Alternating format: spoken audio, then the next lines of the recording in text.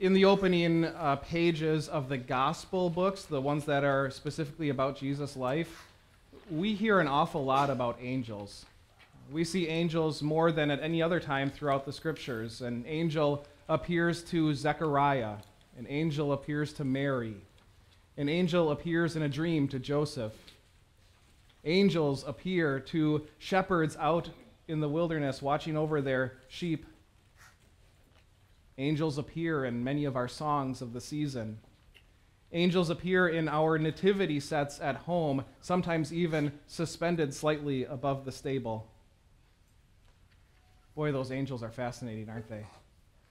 To think about these messengers from another realm whom God sent with a very special message just for people like us.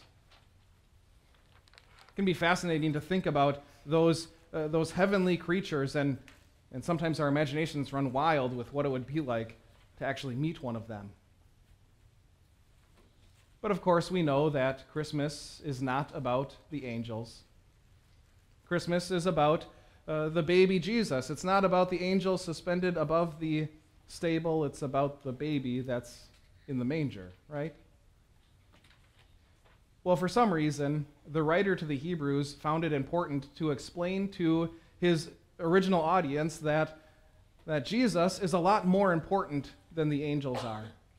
He opens his letter that way. We read it just a little while ago from Hebrews chapter 1. He says things like this about Jesus.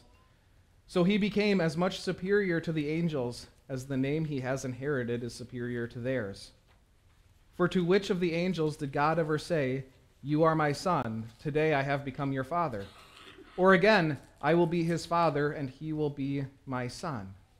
To which of the angels did God ever say that? The answer is none. He never said to the angel Gabriel, "You are the Son of God." He never said about the angel Michael that you are the exact representation of God's being.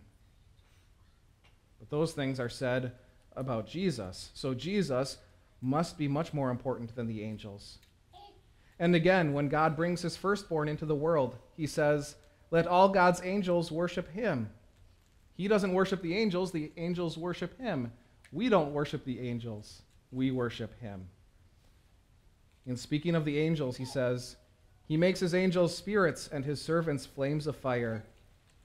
But about the Son, he says, "Your throne, O God, will last forever and ever." I think you get the picture. Don't get distracted by the angels. Focus on the Son.